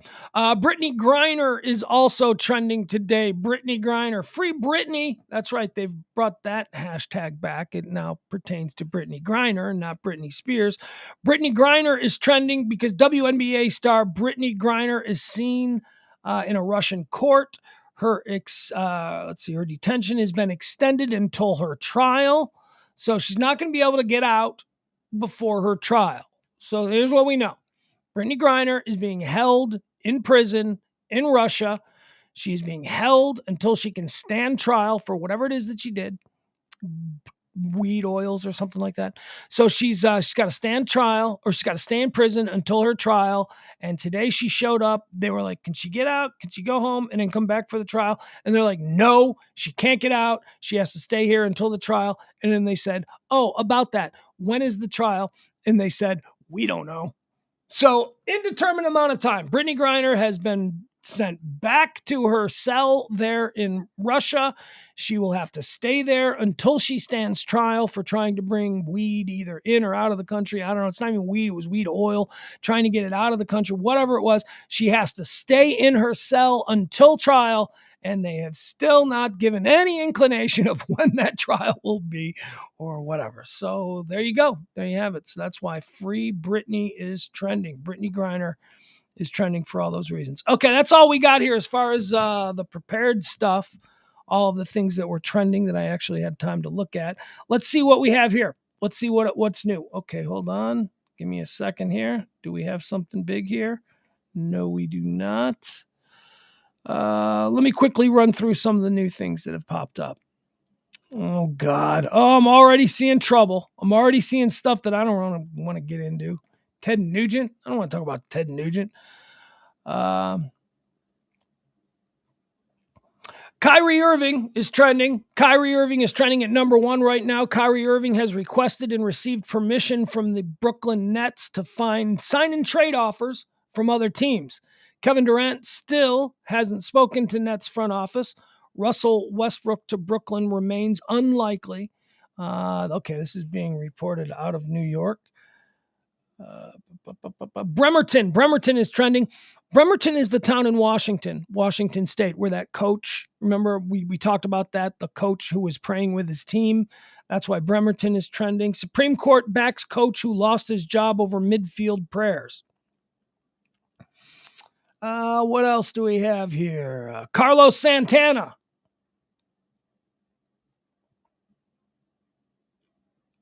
Okay, so not that Carlos. Apparently Carlos Santana is a common name. I only know him as the guitar player. Trade. This being reported by Jeff Passan. First baseman Carlos Santana is headed to the Seattle Mariners, and right-handed reliever Wyatt Mills and right-handed hurler William Fleming, who is in A-ball, will go back to Kansas City Royals. Who cares? Okay, Carlos Santana has been traded. There you go. Not the guitar player. Brittany Greiner is trending. We already talked about that. Whoopi Goldberg is trending. What is Whoopi getting into? Whoopi's trending because the Supreme Court overturned Roe versus Wade. The View's co-host reacts to the Supreme Court. Okay, I don't care. Rudy is still trending. We already talked about why Rudy is trending in the video. People are just tearing Rudy apart because of this video. Anything else? Sam Gilliam, an influential painter. Nope. All right. The Russian shopping mall or the Ukrainian shopping mall is trending. We talked about that. Oh, isn't this interesting? Okay, so this is trending now within the last hour. Deadline Hollywood has announced this. I might check this out because I like her a whole lot. Deadline Hollywood is reporting that Alex Wagner. I love Alex Wagner. Oh, is she great? Alex Wagner has been picked to succeed Rachel Maddow in Maddow's linchpin 8 p.m. Central Time slot at MSNBC. Rachel Maddow, who is like the most highly rated and financially viable talking news head that isn't on the Fox network. Rachel Maddow has decided that she's out at MSNBC. She's leaving. They tried to they backed the dump truck up to her and said, we'll give you all this money. She said, nope, I want to do other things. It's not all about money for me. This is, just a part of who I am. I'm going to go do things. So Rachel Maddow is walking away from her highly successful MSNBC show. They've been, months and months of people going, who could replace her? Who should replace her? It looks now like they've settled on Alex Wagner. Alex Wagner was a longtime NBC reporter. Alex Wagner then, what has she done recently? I guess The Circus on Showtime. If you watch The Circus on Showtime, which is a documentary series about politics, it's a very good show on Showtime, The Circus. Alex Wagner is one of the hosts of that.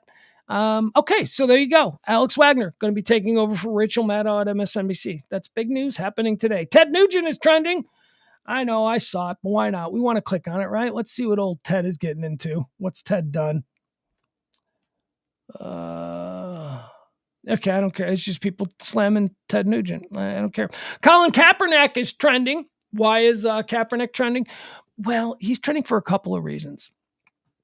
Okay, so one of the reasons that Collin Kaepernick is trending is because people are saying, the religious coach can take a knee at a football game and it's fine, but Collin Kaepernick takes a knee at a football game and it's not. Oh, stop it. It's not about taking a knee. It's about, first of all, both are fine. Taking a knee, having yourself a moment where just to yourself, it's fine no matter what you're doing, but it's not about taking a knee, okay? The Collin Kaepernick issue has to do with people perceiving it to be anti-American and the blowback over that, okay? That's a totally different thing. Collin Kaepernick is now trending because after the Supreme Court ruled on Monday in favor of high school football coach who was fired for leading a prayer at each game, some discuss former 49ers quarterback Colin Kaepernick's protesting of police brutality by kneeling. So they're not the same things. People, I know we like things to be easily digestible and non-complicated, but this is a complicated issue. Stop it. You only look stupid when you start to. Well, I mean, what you do is you tear down your initial argument when you make these really flimsy comparisons. What about Colin? Shut up with the whataboutism. I'm so done with. First of all, if you are in a debate with somebody about an issue and your first move is to go, but what about Biden? Or, whatever it is. But what about, if that's where you go, you're a fucking moron. Get out. I don't talk to anybody. If I'm having a conversation with you and you immediately meet whatever I have to say with, what about, conversation's over. I'm not talking to you anymore. You're dumb. That's programming. You're not thinking of a way to answer me. You are combing through the recesses of your mind to go, what have I heard about this? What can I say? What did Tucker say? What did somebody else say? What about? Shut up. I'm so tired with the whataboutism. It's not the same thing. The situation with Colin Kaepernick can, in and of itself, be distressing on its own merits. It doesn't have to be just like, but what about the coach that took a knee? Shut up. Stop it. They are two completely different situations. Now, the other reason that Collin Kaepernick may or may not be trending today is because of something Warren Sapp said. Warren Sapp reported that Collin Kaepernick's tryout with the Las Vegas Raiders went really badly. So there's a couple of reasons here that Collin Kaepernick is trending. One, Warren Sapp is reporting that Collin Kaepernick bombed during his tryout with the Las Vegas Raiders. And then also, Collin Kaepernick is trending because of the situation with the football coach who took a knee in prayer, and that seems to be all right, but it's not okay for him to take a knee in. Oh, stop it! They are two completely independent situations that need to be dealt with both individually and seriously, and don't conflate them. They are not the same thing. You people are stupid. Again, if you engage in whataboutism as a way to respond to something that somebody says, you're an idiot. Stop it. Stop with the whataboutism. Let's see, what else do we have? Mark Trestman is trending. Whew, that gives me chills as a former Bears fan. Worst Bears coach in history? Possibly. I don't know why he's trending. Why is he trending? Oh, he's trending because he's being held up as the worst coach in history. There you go. Catholic Church is trending. It says here, some discuss their experiences with the Catholic Church following the Supreme Court's decision to overturn Roe versus Wade. Oh, you want to talk about experiences with the Catholic Church? Ooh, let's go out for some wings and beers. I'll tell you all about my experiences with the Catholic Church. I got a bunch of them. All right, that's that with that. That's it. So we got nothing else. We're pretty much done. Let me do one more quick little run through to see if there's anything else that has popped up here that we can get into. Yep, Green Day is still trending. 57%. Oh, this is interesting. Okay, so here's a new one. 57% of people believe the Supreme Court will now reverse gay marriage. 57%. No. Okay, so that's half plus 0.7% of people out there think that they're going to do that next. Again, it's 57%. That's not police crackdown on Istanbul march. Apparently they're rioting in Turkey. Don't know what that's about. Oh, more on George Michael. Look at this. More George Michael is having a bit of a moment the past couple of days. Johnny Depp going to star in the new Pirates movie, so we already talked about that.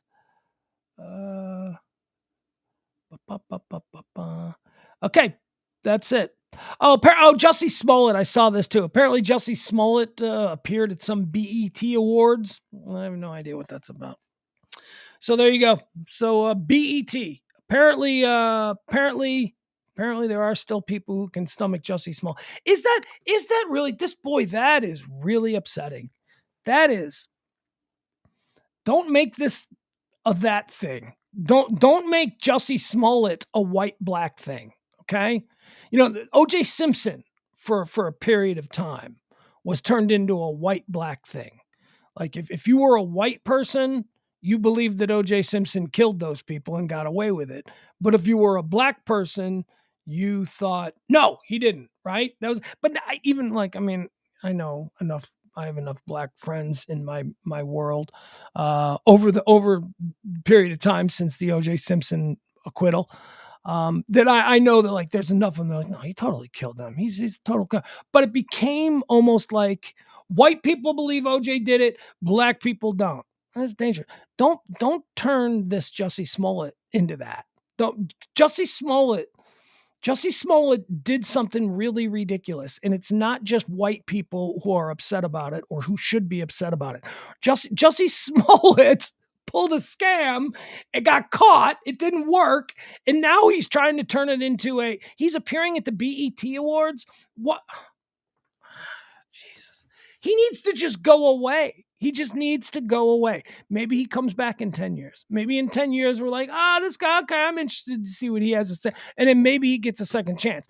But he tried to pull a fast one. He tried to create racial disharmony. He made up a situation where there was a racial attack against him, and it turned out to have been a fraud. He leveraged the racial disharmony in this country for his own benefit. He was negotiating to get a better contract with Fox Television. He was trying to get them to pay him more money to appear on that show Empire, so he staged a situation where he would be perceived publicly as a victim, thus eliciting some kind of huge outpour and support from the people, which would cause Fox to then have to meet his number because, oh, he's a victim and Fox can't be letting him go now. Look how popular he is.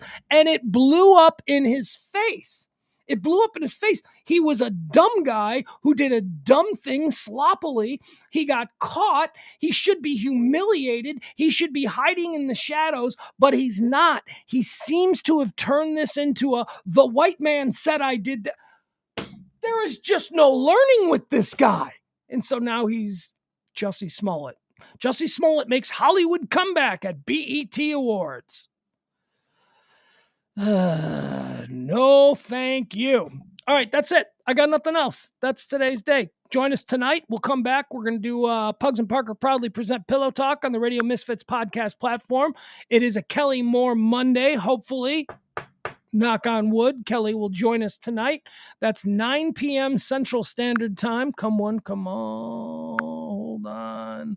Let me get into this. Hold on. Oh, boy. Oh, sorry. There we go. Closing theme. I have got my poetry. Oh, hold on. Important chat room note comes from Jeff Glenn. I will not be here tomorrow. I will be busting strippers on Lake Whitney. Wait, what? What's that about? What? First of all, what did the strippers do to you? Secondly,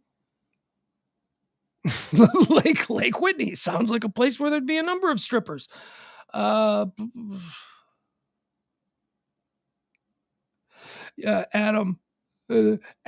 please continue to tell Black people who they can't like. Okay, please continue chatting in half sentences. Strippers and fish. Stripers, not strippers. Oh, I thought it said strippers. Look at that. I have got my songs. Oh my God. To see me through the lonely. All right, I got nothing else. Help me to be strong. End of the month, support the show if you can. I am like Haven't been pushing it all this bear, month. Trained to be the best. There are ways there at the bottom of the screen if you want to continue supporting these efforts. This show happens every Monday through Friday, noon to 2. Then the nighttime show, 9 to 10, all time central. We do 2 shows a day. We're on some weird summer hours. Like, obviously, I think we're going to miss the show on Friday, and we're definitely going to miss the show on Monday. But other than that, we should have a normal schedule for this week, with, again, the exception being Friday. Tip the show if you can. We sure would appreciate it.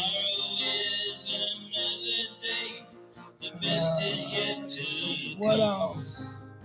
All right, that's it. I got nothing else. Come back. Join us tonight at 9 o'clock. Appreciate it. We'll see you then. Bye, everybody. I have got an old guitar, that is all I need. I don't need no 401, I don't have the greed. Down the road I'll travel, far from the comfort nest. By the way, I do want to point out as I scroll through some of these, Adam Reyna, from this point forward, you are not only the energy vampire, but you are noted Jussie Smollett apologist. That's who you are from now on. Adam Reyna, Jussie Smollett apologist. A never-ending quest.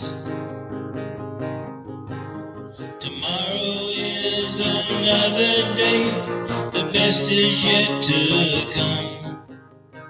I have found a different way, so baffling to some. I can smile a little now. Things are going good. I always had to be on guard, that is understood.